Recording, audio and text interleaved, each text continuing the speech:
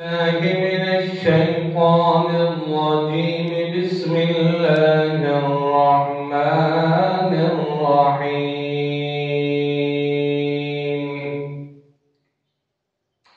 وأن أتلو القرآن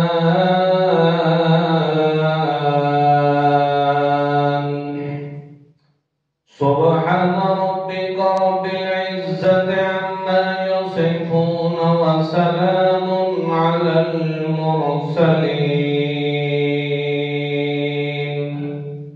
والحمد لله رب العالمين.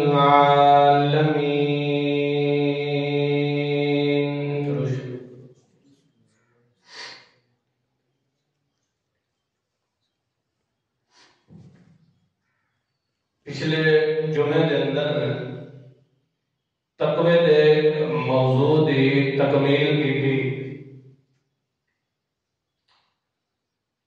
اج دے جمعے دے اندر عظمت قرآن دے پیش نظر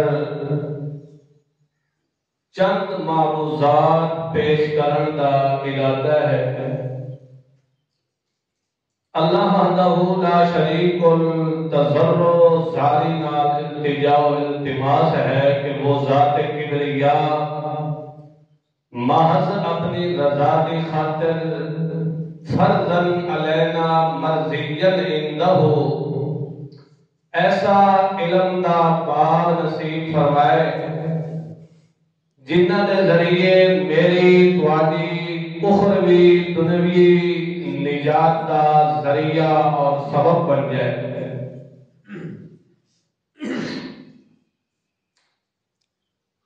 قرآن مقدس اللہ رب العزت کی آخری اور لا ریب اور لا شک کتاب ہے.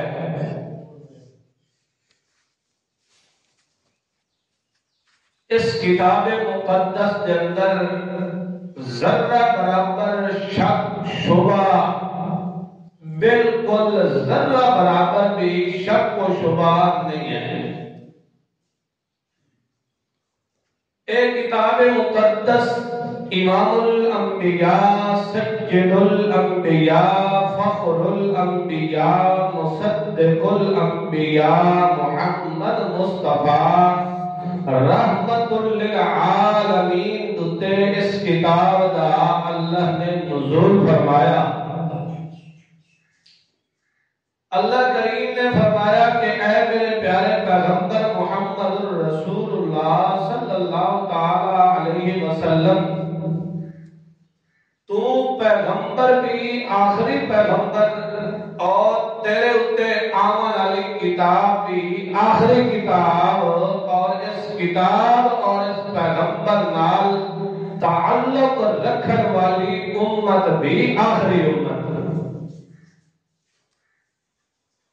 جس طرح تمام انبیاء اور رسول اگر مل کے آ جاویں تا پیغمبر کی عزت عظمت رفعت منقبت دا مقابلہ نہیں کر سکتے. اے میرے پیارے پیغمبر اسی طرح دنیا دیا ساری کتاباں اگر مل کے آ جاویں حتیٰ کہ تورات میں اللہ کی بھیجی ہوئی کتاب انجیل تے زبور میں اللہ دیا گھلی ہوئی کتاباں اگر کوئی آ جانے کا اس کتاب مقدس کا مقابلہ بھی جس طرح اس کتاب کا کوئی نظیر تک مثال نہیں اور جس طرح پیغمبر کی نظیر تک مثال نہیں اسی طرح ان دو چیزاں نال کتاب نال اور صاحب کتاب یعنی محمد الرسول اللہ نال تعلق تے جوڑ رکھنے والی امت کا بھی کوئی امت مقابلہ نہیں کر سکتا. اسی طرح اس کتاب کا جس ماہ کے اندر جس سال کے اندر جس مہینے کے اندر اللہ نے اس کتاب کے نزول کا آغاز کیتا ہے دنیا کے لکھاں مہینے لکھاں سال مل کے آ جاویں تا اس مہینے تے سال کا مقابلہ بھی. اسی طرح اس کتاب کو اللہ تعالی نے جس رات کے اندر نازل کیتا وہ رات ساریاں راتاں دی سردار بن گئی. ایسی راتاں بھی گزریاں جنہ دے اندر انبیاء اولیاء اللہ نے ولادت باسعادت کی تھی، مگر اس کتاب مقدس نو ایسا شرف ملیا، ایسی عزت عروج ملیا کہ جس چیز کو بھی اس کتاب مقدس نال نسبت ہو گئی ہے، اللہ فرماتا ہے اس کی عزت عظمت کا مقابلہ بھی کوئی نہیں کر سکتا. آخر وجہ کیا ہے کہ اس کتاب مقدس کو اتنی عزت رفعت منقبت اللہ نے نصیب فرمائی ہے؟ اور یہ بھی مشاہدہ کی چیز ہے کہ اچھی چیز نال، بلند پایا چیز نال، بلند پایا انسان نال کسی بندے کا تعلق بن جاتا ہے. مثال کے طور پہ مسجد ہے، اس کے اندر ایک اٹ لگے گی، ایک اٹ جڑا ہے واش روم تے لگ گئی ہے. سمجھ آ رہی ہے؟ اٹا ہکے بٹھے چ بن کے آن والی ہے. انہاں دا مادہ تخلیق ہے مگر انہاں دی نسبت الگ ہو گئی ہیں.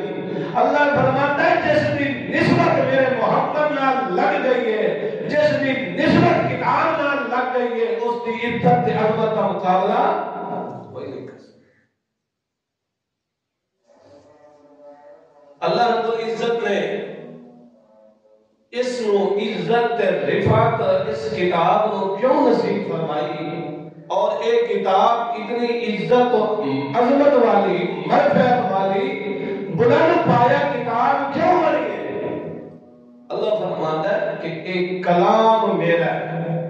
کلام کے میرا کلام ہے، جی میں کلام کرنے دی کوئی نظیر تے مثال نہیں، ان کے کلام دی بھی کوئی نظیر تے مثال نہیں ہے. اللہ کریم نے ایک موقع دوتے فرمایا قُلَّ إِنِ اجْتَمَعَتِ الْإِنسُ وَالْجِنُّ، سارے انسان اگلے پچھلے اول آخر اعلیٰ ادتر اجدر انور اکبر اختر، سارے انسان سارے جنات اگر مل کے تو میرے قرآن دی مثل لے آنا چاہتے ہیں، الا ان یاتوا بمثل هذا القرآن، اس قرآن کی مثل لے آنا چاہتے ہیں. اللہ فرماتا ہے میں خبر دیا دینا کہ لا یاتون بمثلہ، میرے قرآن کی مثل، میرے قرآن کی نظیر تے مثل کوئی نہیں. کیوں؟